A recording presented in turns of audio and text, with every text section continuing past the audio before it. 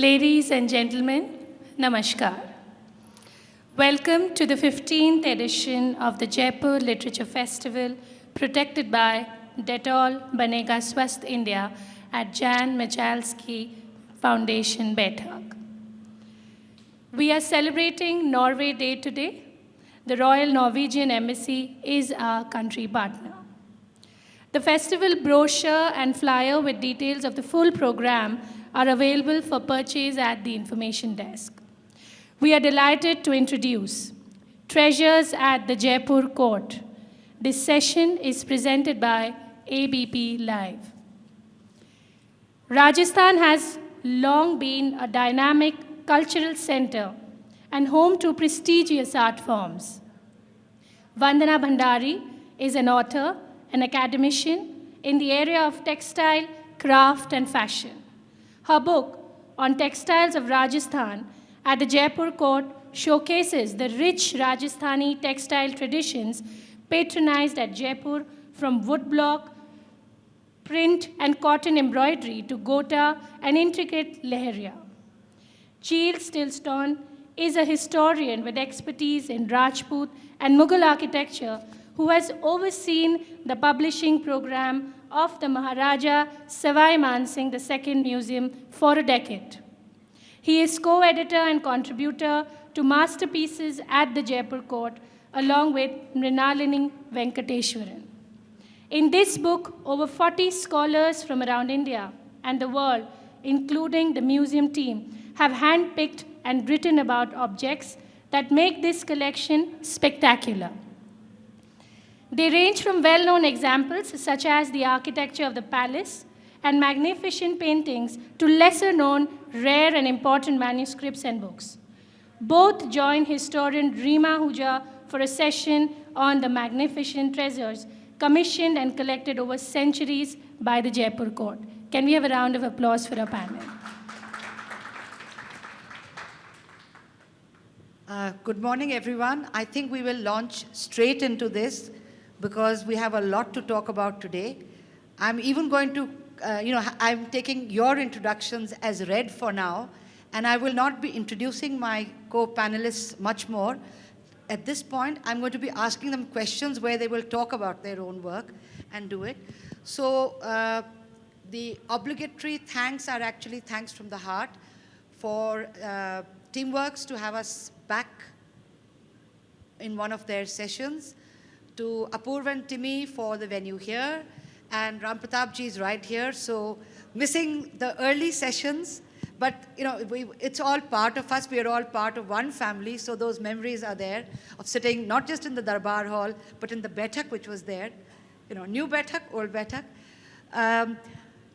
It is a pleasure to be talking about masterpieces, because anything that gives us joy is a thing of beauty, is a joy forever.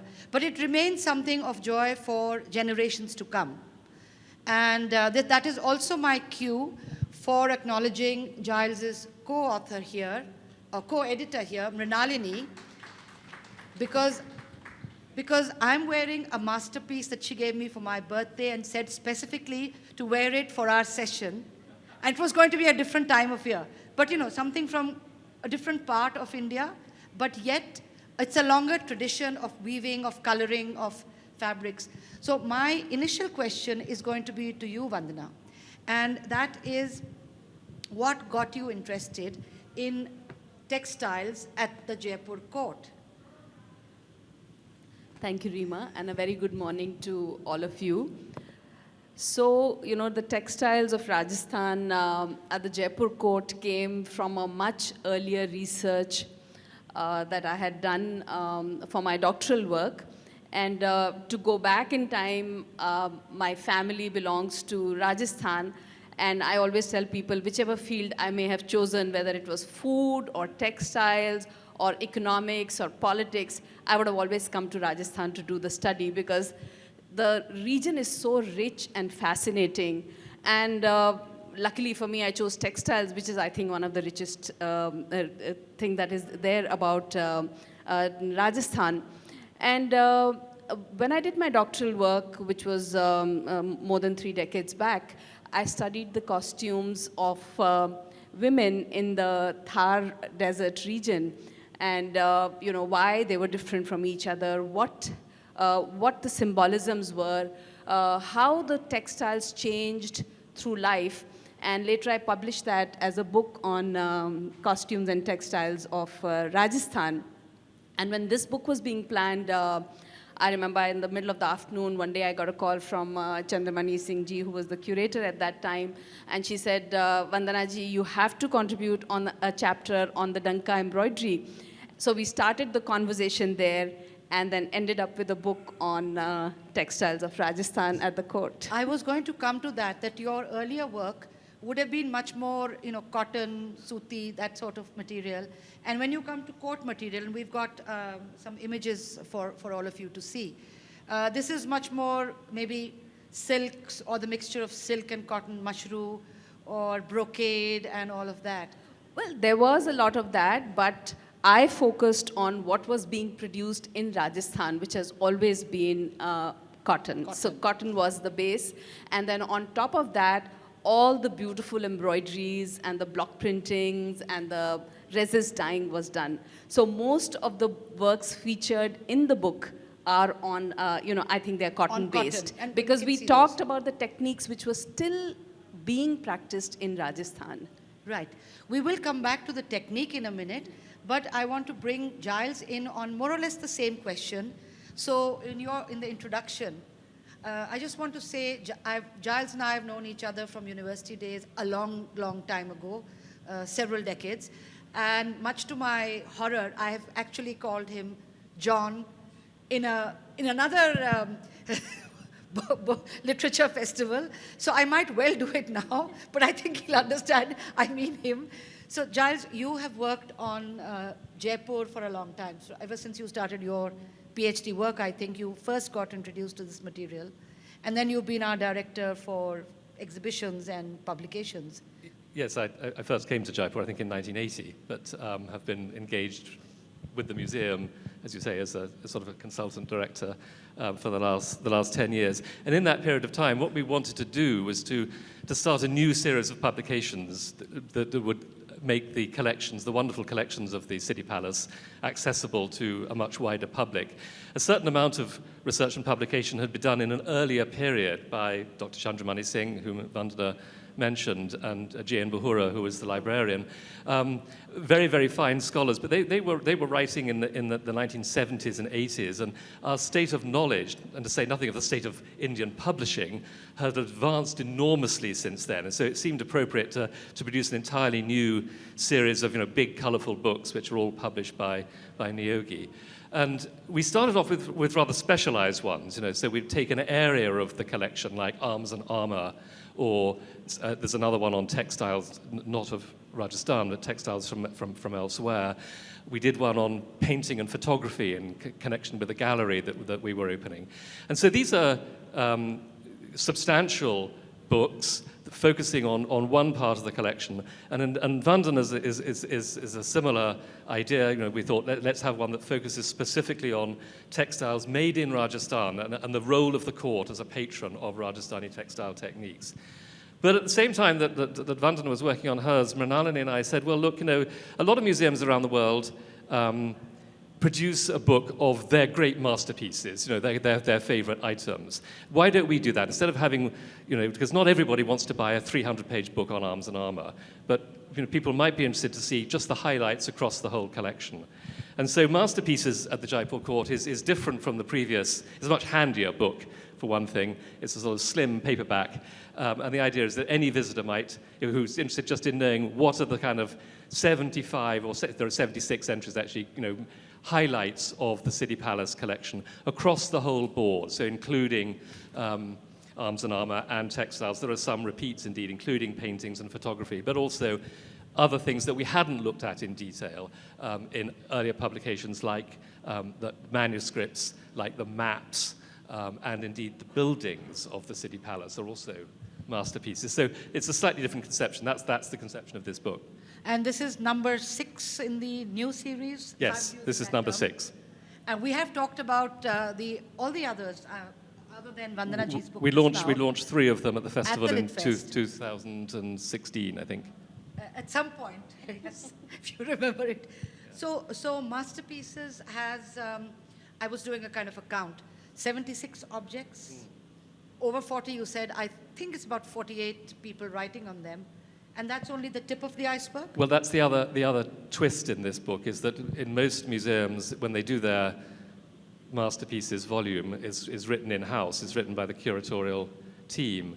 But we benefit hugely from visiting scholars from India and around the world who come and look at things. And so it was Mrinalini's idea, actually. She said, instead of writing it all ourselves, we'll each write a bit, we'll each do our own entries. Everyone on the museum team, from the director to the assistant curators, have all contributed pieces. But most of them are written by 36 visiting scholars. And we wrote to them. These are all people who had been to the museum, looked at parts of the collection in pursuit of their own research. So we wrote back to them and said, can you choose one or two of your favorite things and tell us why they're masterpieces? And so you get a real depth of scholarship and expertise as a result in this book. Don't let that put you off, because they were also under strict instructions to write as if they were writing for a non-specialist audience. But, A sort of 800-word entry? 500 words with limits, to each object. But I'll tell you more about the contributors shortly. Because I want to come back to Vandana now. You have an entry in this as well. Yes, I do. So what did you, I know what you have because I've seen it, just like I had your book of textiles sitting on my desk, as long as you've had it. But what did you pick for this and why? So I chose two techniques. One I chose because I wasn't using it in my Textiles of Rajasthan book because it isn't from the region, but there is a lot of that done at the court. What is that technique? So it was the Tilla Embroidery, and I chose, this was the piece. So a very beautiful velvet angarkha, and embroidered in with gold tilla, and that I believe was embroidered in Kashmir.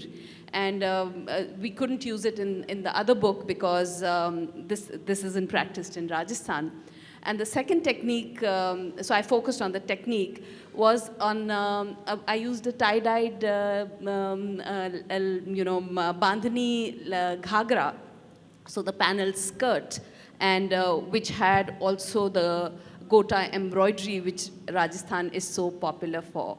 And this was quite unusual because most of the ghagras that were worn at the court were in satin silk, and they were plain, and then they would be embellished with ghagra.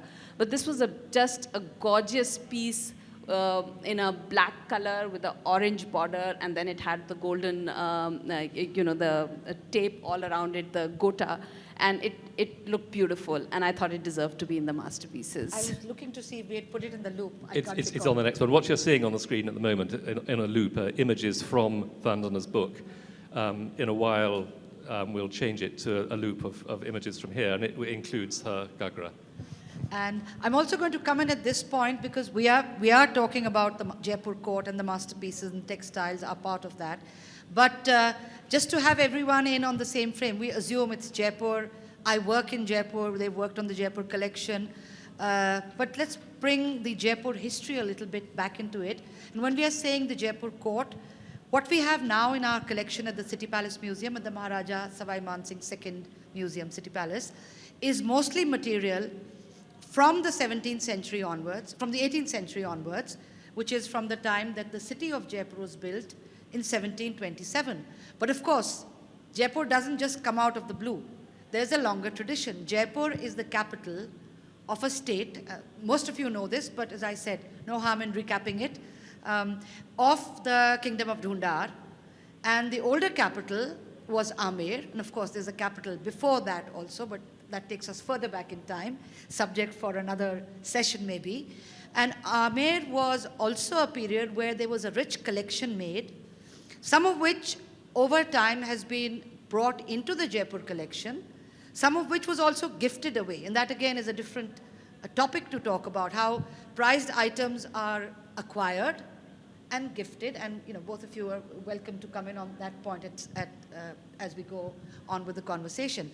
But when you talked about the Tilla work on Maharaja Savai Ram Singh II's Angarkha, and I think you meant him, and it's Tilla work from Kashmir.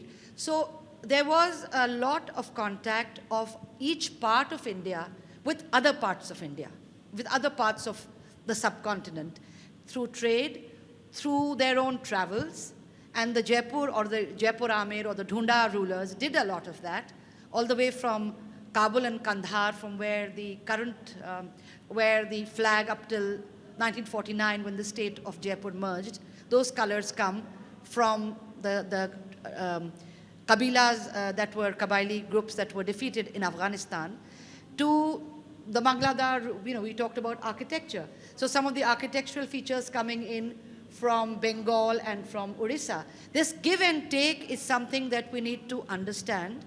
And I don't want to make it into a class, but that is part of the way the world was. And yesterday there was a fascinating session in which a carnelian bead from the Gulf of Cambay, was found in an excavated burial mound in the middle of UK. And that was 8th century or something. So the world had their ways of traveling. So let's get back to the world now. This, I just wanted to kind of, the school teacher in me or the university teacher in me can't resist this. So let's get back to this. Well, I can give you an example of that, yes. So as Rima suggested, in some ways, the collection at the City Palace is fairly homogeneous. It's all courtly material. It's mostly from the 18th to the 20th century, though, as she says, there is some earlier material as well. But in spite of that, the nature of modern scholarship is that we all tend to be pretty much specialists.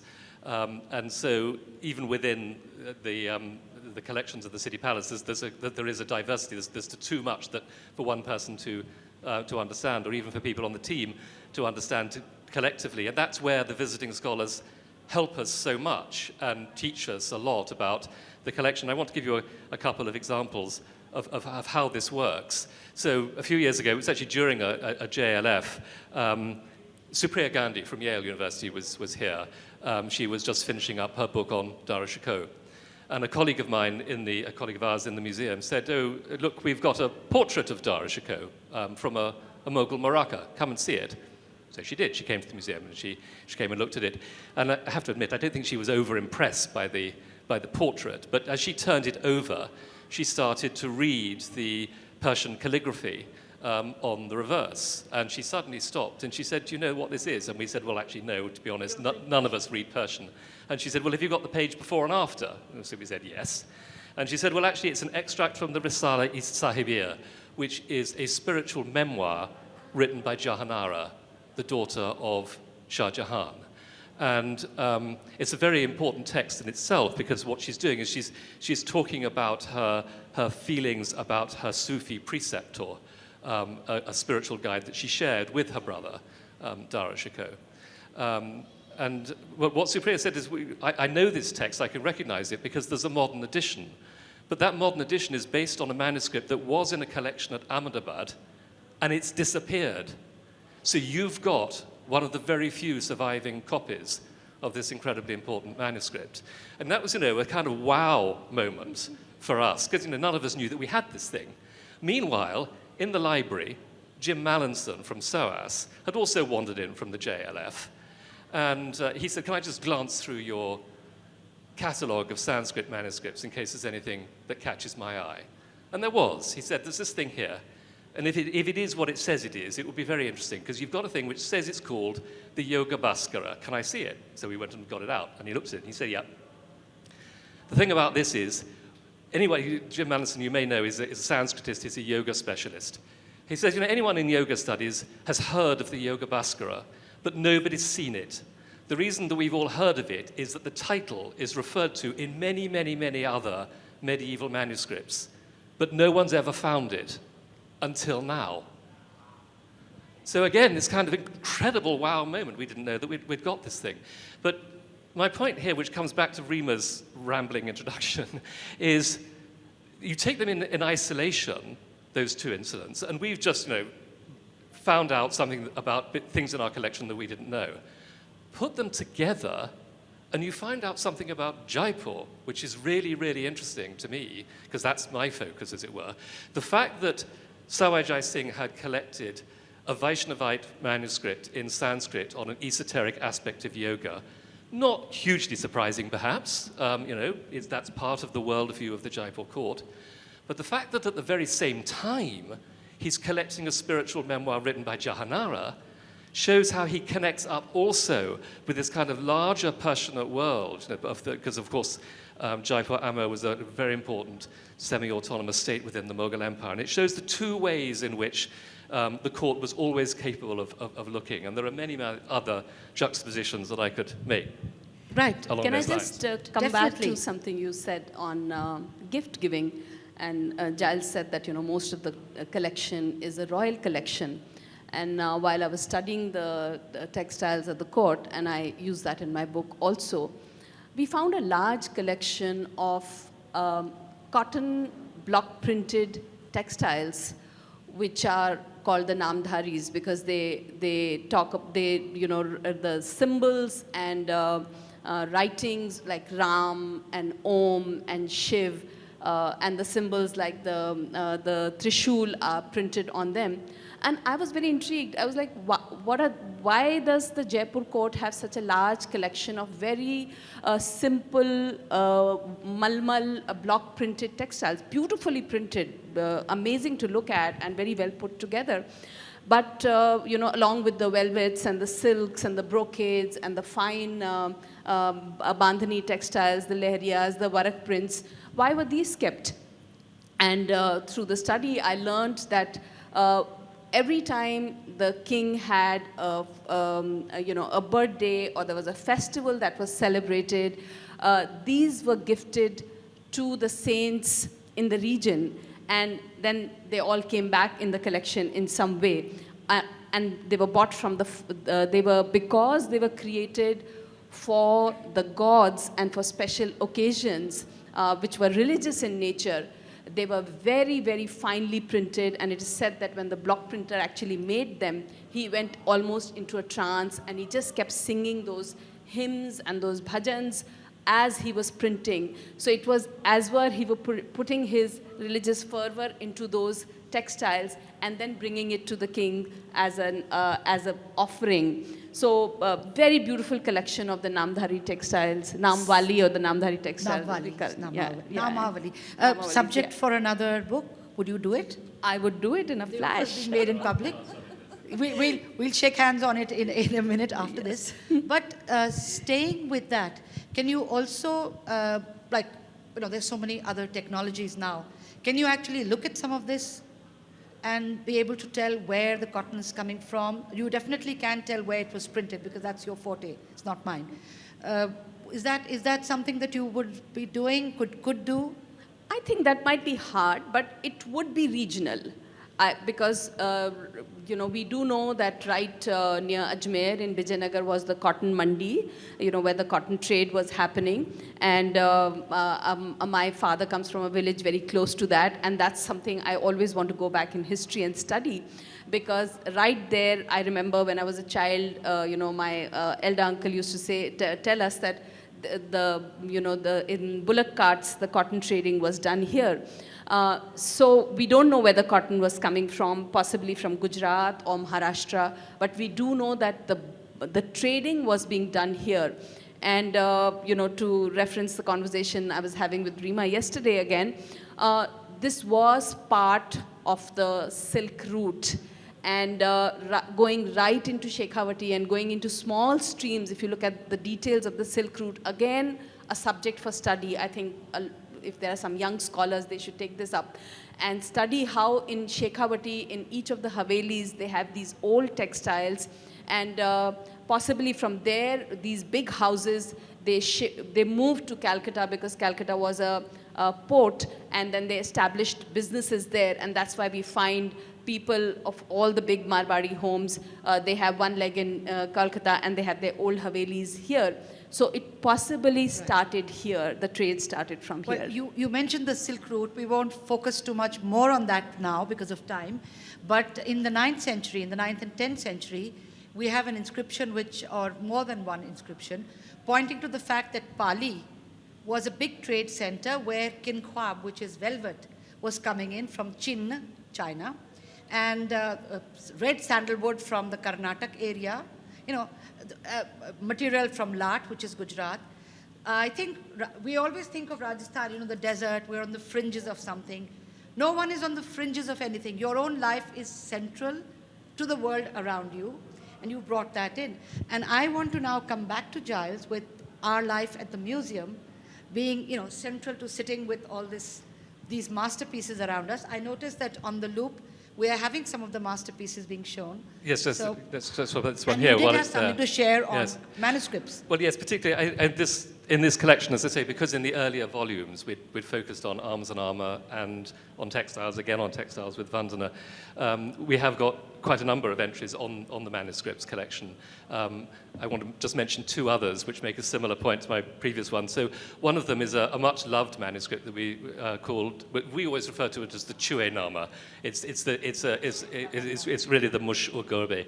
The text, it's a Persian text written a 14th century Persian text, though this is an early 18th century copy, and it's very, very profusely illustrated. And we call it the Chewing Gnome because it's a satirical story of a tyrannical cat that tyrannizes a colony of mice.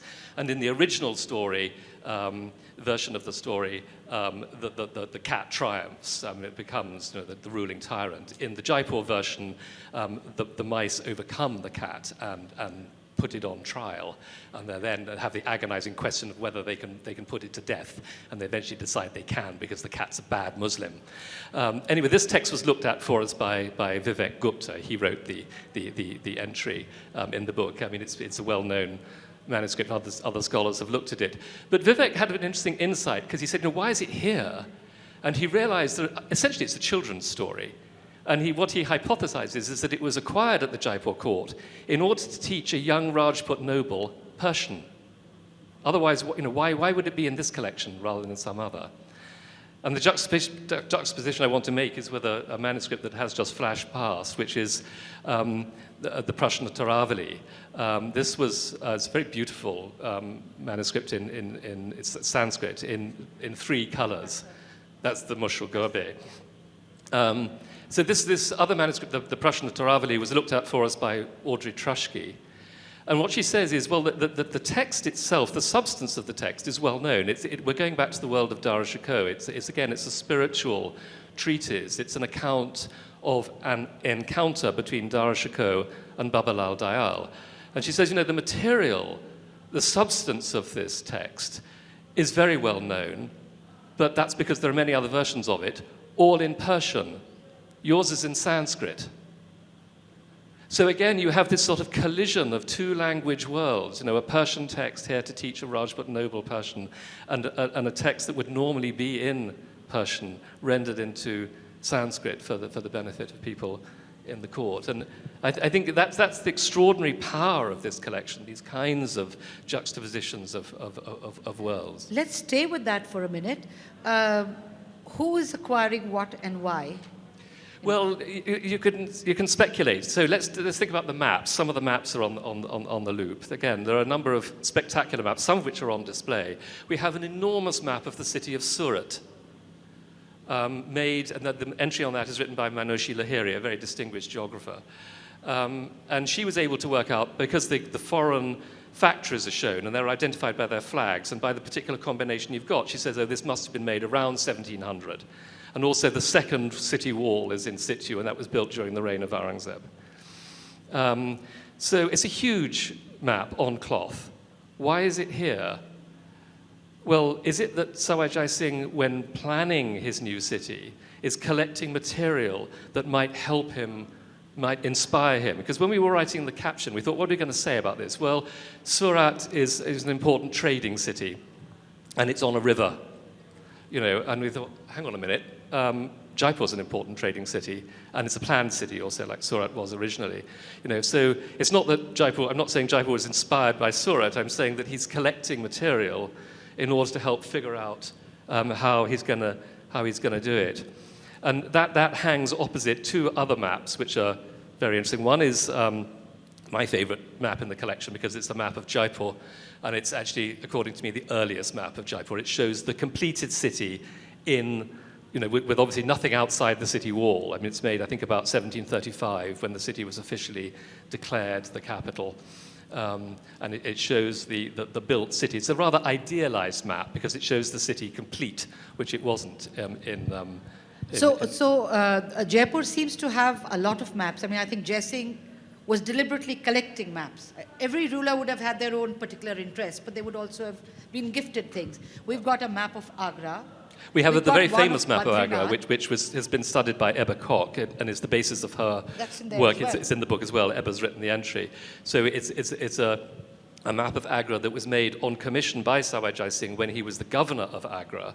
But it's interesting to Ebba because it shows all of the original riverside gardens with the names of the owners as they were in the 1720s. So an incredibly important historical document. Can I just mention one other Mughal-related map because it shows a different kind of process.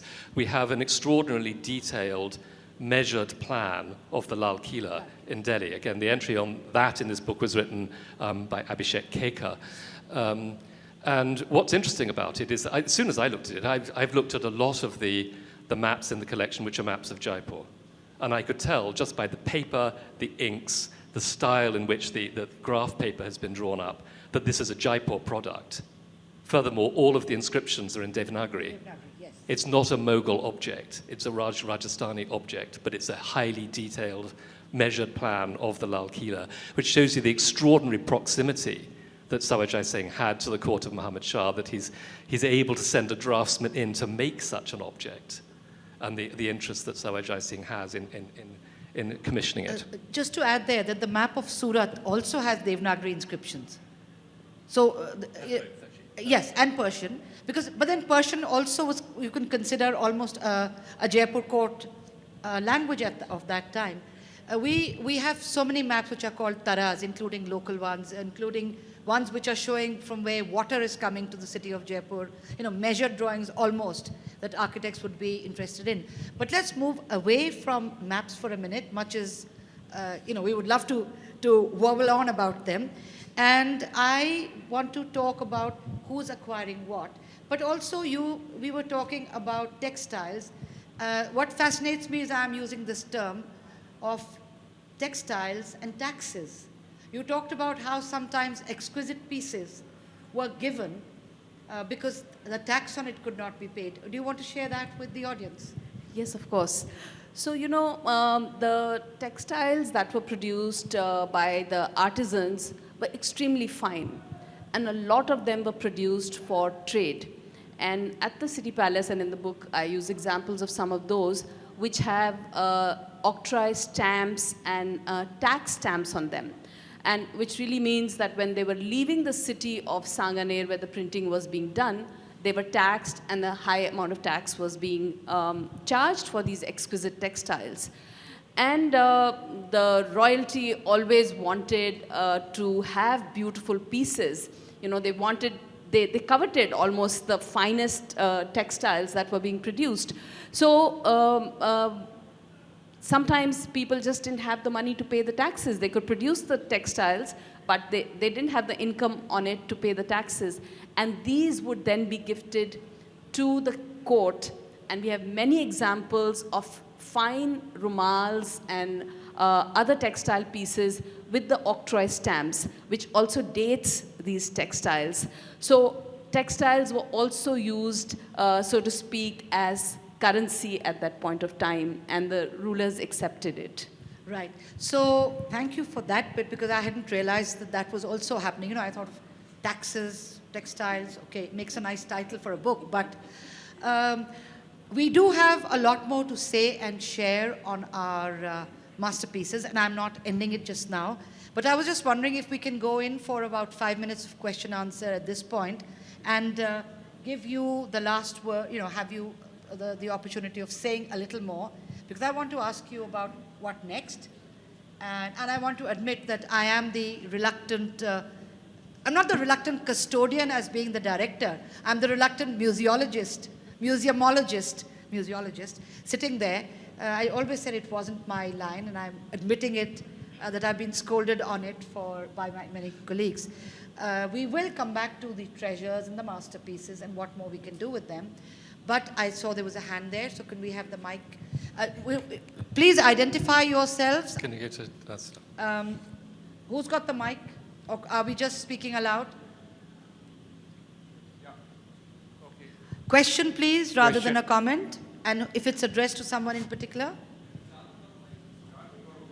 We will Ho need gaya the chalu? mic. Yeah, it's fine. So the question is, obviously the treasures of the Jaipur court relate to the period which precedes the city of Jaipur being formed and so forth. Are there, and that Rima ji, you could also comment on, and Giles too, any artifacts or treasures which relate to the the period before the Shekhawats sort of captured Amer and made it their own?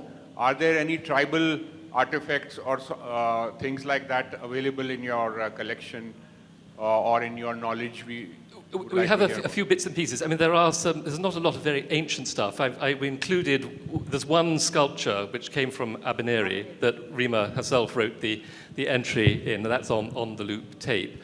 No, we don't have a lot of material that early. We do have a number of Mughal things, because of course acquiring Mughal works was one of the activities of a Rajput court. And actually I want to kind of steer a question, if I may, 'cause 2 seats away from you is Dr. Ursula Weeks, who's one of our visiting scholars, and perhaps you could, as it were, narrate what it was that brought you and the discovery you made for us, which is also explained in the Ursula book. also is a contributor to this, as Giles said. Thank you so much for this session. I actually have one uncontroversial question to ask you, which is, I think that drawing together scholars seems like a whole new methodology of how museums can do masterpieces books. And I wondered how you think that can be sort of escalated, replicated in other collections, and the value of that. I came to the Jaipur City Palace particularly hoping to study Mughal works. And of course, the greatest hidden masterpieces in the collection, in some ways, this is the more controversial question, do still remain hidden, because they're the Akbar manuscripts of the Ramayana and the Razamnama, which, as I understand, were placed into the collection of the City Palace Museum, but because of their location and their storage, actually remained sort of caught up in this legal issue and haven't been accessible to scholars for a long time. So I was wondering if you could comment a little bit on how this great aspect of cultural heritage might possibly become more accessible to scholars. But yes, in my own studies then, looking at Mughal paintings, I found a beautiful painting that was of Humayun in a landscape, and it has a little inscription on it that says it's Babur. It's a painting that comes from the Shah Jahan period, and that's what I talk about in your wonderful book. Thank you.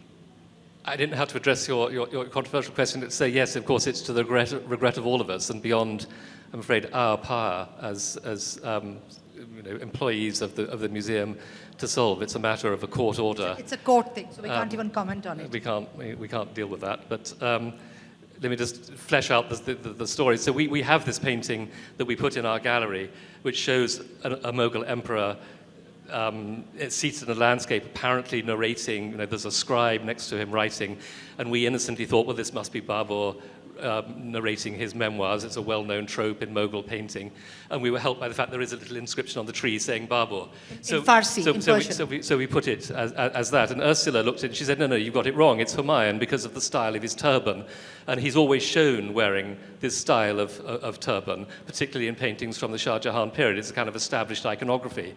And so I said, okay, Ursula, I'll believe you, but why does it say Babur on the tree? And she said, well, obviously somebody else has made the same mistake as you.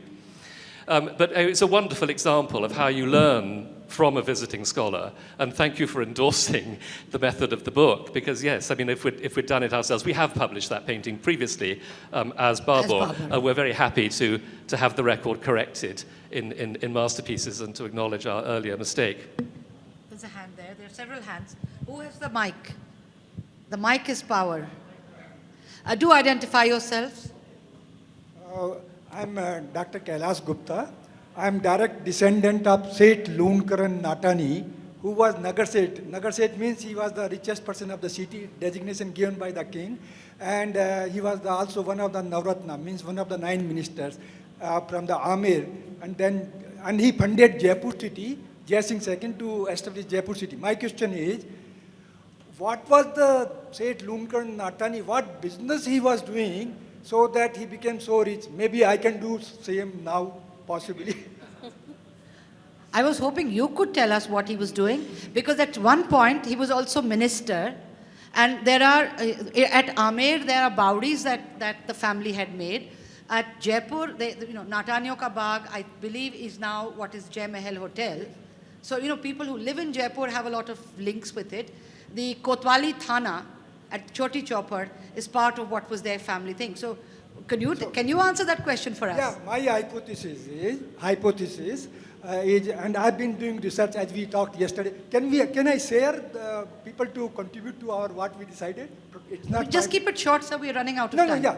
No, but I can disclose, what we Of course you do. Okay. It's your project. Okay. Yesterday, I had a talk with Rimaji, and we have decided to write a book on Seth Lunkar Natani, because he has funded Jaipur city. Most other people don't know. Okay, so my hypothesis, and I have been collecting from Archival, Bikaner, etc., some documents, and my hypothesis, he was in the textile trading. Textile trading. Yeah. So that will be good for us to follow up. We will definitely do that. There's a hand at the back. He's raised it separate. Okay. And then there are a couple of hands at the back and one here. Yes, they will. We'll talk about it afterwards. My name is Justice Chauhan. One question that I have for you is, It's on. Just speak into the middle. we know there was a lot of influence of the Western art on the Mughal miniature. Do you find any influence of the Western art on Jaipur Kalam? Because Jaipur Kalam is quite different from the Mughal, although taken from the Mughal, but it has its own vocabulary and its own Thank you. image. Thank you, Raghu. I'll try and answer that briefly. The Jaipur artists are extraordinarily versatile. Mughal works that came into the collection were kept in the Surat Khana and were available to artists at Jaipur court to study. And in fact, we have on display works that look Mughal but are actually Jaipuri. I mean, but yes, there are also responses to the West. And some of it is filtered through Mughal art, some of it not. I've looked particularly, I mentioned a painting, a late 18th century painting from a Bhagavad Puran series, where I think that I can detect the influence of a German atlas. There's a thing called the Grosser Atlas, a copy of which was given to Sawai Jai Singh, again, available to Jaipur artists to study. And the way in which cities are depicted in the Bhagavad Puran suggests to me a response to Western cartography of the 18th century. So there are some very specific influences like that. And of course, a greater Western influence comes much, much later, in the second half of the 19th century. There are more responses then to Western imagery. But, So the mic has found its way there, but before I let you ask your question, I just want to share with all of you, when an object came into the ruler or a member of the family, those objects would be, of course, admired, shared out in the sense of artisans would be allowed to see it, study it, and I think use it to a large extent in the Chhattis Karkhana or in other things. So it became a way of understanding more of that. A bit like how Bikaneri Bhujia starts off from Farsan, which comes from Bhuj to Bikaner, at the tail end of the 19th, beginning of the 20th century, tail end of the 19th actually, and becomes part and parcel of life there. Your question? Hi. So I just wanted to ask a bit about the later works in the collection. So I'm currently researching the fall of the princely states in 1947 and the impact of that on the arts patronage in the princely states. I was wondering what what's the latest works in your collection, and is the rupture the end of the amazing production of this in 1947, or is it earlier as the British kind of chip away at this stuff? No, we go up to the middle of the 20th century. So everything that we have are things that were, in the collection, are things that were gifted to the trust by either Man Singh II when he established the museum in 1959, or by his son and successor, Maharaja Bhawani Singh, in the early 1970s. a lot of what we have in the collection, an important part that I didn't get a chance to mention, is the photography collection. So obviously the crown jewels there are the works of Maharaja Sawai Ram Singh himself, who was a pioneering photographer. But they go on.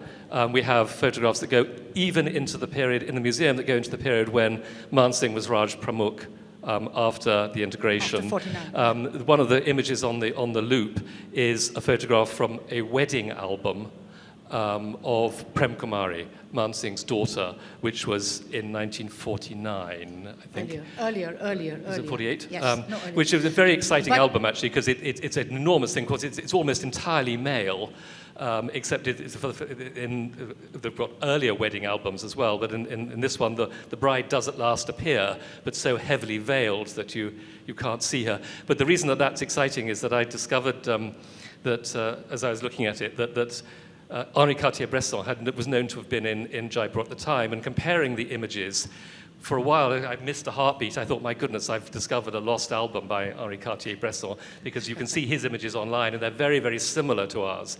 And then I eventually realized, no, that's not what it is. Our photographer was standing next to him. You know, some of the views are so similar, they're just from a very slightly different angle. And there is one in which there is the back of Henri Cartier-Bresson. He stepped forward to take a photograph of the Bharat, and our photographer has taken a photograph of him and of the Bharat from behind. So that's an extraordinary object. But that's one of the latest. Are you also going to mention the kind of Art Deco stuff that we have for the National Museum? Yes, so we have, Man Singh did a great makeover of the palaces, of the Rambagh, and of, what's the one in, the hunting lodge he built at... Rambagh? No.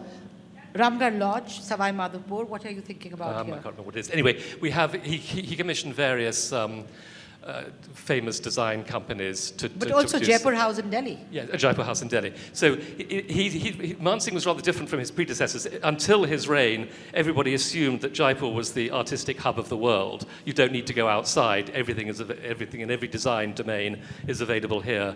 Man Singh had a much more global outlook and was sort of competing on a world stage. So he was commissioning London-based, Paris-based, New York-based designers to do interior design work for him. And we have the design drawings. He comes to power as a child in 1922. He's interesting from 1931 onwards, when he takes full ruling powers. And the last things in the book are two wonderful paintings by Ram Gopal Vijayvargiya, which are from about 1950. I think we have time for one more question, if any. We have several hands. All right, very quickly and very quickly. No, we don't have 4 minutes, they say. But anyway, let's not waste time. My name is Siddharth, and I have a new piece. Like, I'm interested in textile research now because I'm a designer myself. Just speak into the center. Yeah, so my main concern is whenever I go to someone for asking a research question, they ask me, why do you want to research on a particular textile topic? So my thing is, how are these textiles relevant in the current time, especially when the pandemic has impacted things and the priorities have changed a lot? So how are these relevant in the current times, and how will they be relevant in the future? So I think, in India, it is the only country in the world where our textile heritage continues to be what it was almost 5,000 years ago. So it is really our heritage, it is our legacy, and fortunately for us, we take it forward. Living in a city like Jaipur, you'll see the use of indigo, you'll see the use of block printing, you'll see the use of madar, you'll see the use of tie and dye, lehriya, and being used for day-to-day life purposes. And I'll just give an example. Of course, in the book, I talk about block printing, I talk about tie-dye textiles, I talk about the varak printing, the gold and silver embroidery. But the most meaningful thing today is the tie-dye textiles. And just as one example, I'm going to take that. From the time a child is born, when a mother is gifted a pila if a son is born, and a pomcha if a daughter is born, when she gets married, she'll wear a red-colored chunri, and she wants to go on the pyre in that, because that means the husband is alive. And if you go to, if she's a widow, then the color of that chunri will become black, and the red will become deeper. So it's so imbued into our consciousness and into our lives. I don't think that is going to go away in a hurry, you know. So it is something which young designers have to take forward and carry it forward and understand the meaning and use it accordingly. And just to add to what Vandana just said, one of my personal realizations, having looked at different aspects of history over the years, of being at the City Palace Museum, is the realization that when we talk of Jaipur's traditional 36 ateliers, 36 karkhana, it's not a dead tradition. What you have in modern day Jaipur, you still have the tambol khana. People are going out to have their after dinner pan if they like their pan. In COVID, you can send for it. But textiles are there. Lights are still being used. The old horses have gone, but on the one hand, you have the polo. But on the other hand, you still have horses being used in weddings.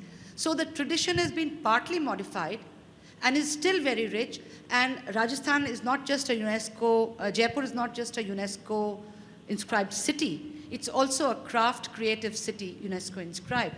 And it's not craft in the singular, many crafts. So really that tradition is carrying on and being changed and added to and modernized. So the old tateras are maybe no longer making the kalash for the top of a temple, but they might be making doorknobs. Rimaji, if I can add one thing on the continuity of textile. Wherever people excelled in craft, it was always worked in clusters.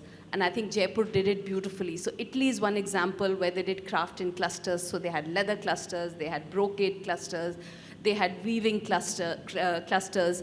And similarly in Jaipur, there were the streets. The streets were divided into what we call clusters, or they were karkhanas. And the specialization which happened still continues in those streets. So we are so fortunate to be living in a country where we are part of this living heritage. Thank you for that, Vandana. Last question, if any. If you hurry with the mic, and then famous last words. Myself, Sultan Jain from Patrika. I reside in Sangane itself. There is very vibrant karkhanas of the Sangane prints. So have you seen this present Sanganeri prints, and is it related to the textile you quoted in your books? Have they changed very much, or are they still continuation in it? Very similar. We still see the Sanganer prints, especially which have the strong Mughal influence, the finesse of the print. It's still very much existing, and I think there has been a great resurgence in the last. Could you name some textile embroidery or something? I'll be happy to discuss it I after. think you can talk we're about out of it time, afterwards. but I just want to say the tradition continues as is. And the things, textile you have quoted, can we see somewhere where it can be observed? I mean, the photo you showed here. You can see it, of course, In the book, and you can talk to Vandana afterwards as soon as you're over the session. They're all available in the museum. And since the buzzer has gone, famous last words, Charles? For this session at least? Yeah, well, thank you all for attending, and look out for further volumes in the series. But meanwhile, get your copy of Masterpieces. Get your copy and get it signed. So, I don't know why I wrote my questions down, because I can't see this far in any case. But I think I want to thank my co-panelists for this brilliant session. I hope we've got you to want to come to the City Palace Museum. If you're here for a short time, come now. But come another time. We would love to show you more of this. And we would love to do more books to bring more of these masterpieces to you. Thank you for being such a wonderful audience. Thank you. Thank you, Vandana Bhandari, Giles Tilton, and Rima Huja for an enriching session about the treasures of Jaipur. Thank you so much. We thank ABP Live for their support and the online audience who have joined us. Thank you so much.